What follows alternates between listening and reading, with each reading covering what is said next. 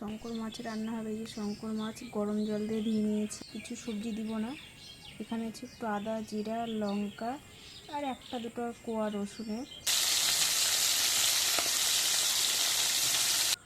এই যে মশলাটা কষানো হয়ে গেছে, দেখো সুন্দরভাবে।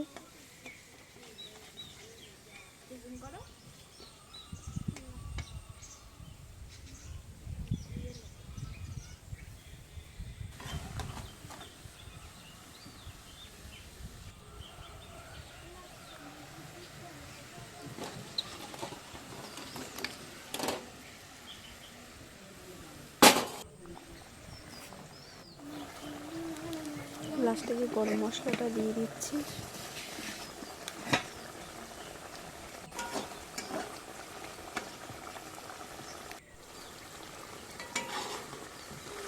দেখো ফাইনালি আমার তরকারিটা হয়ে গেছে। কেমন হয়েছে তোমরা বলো।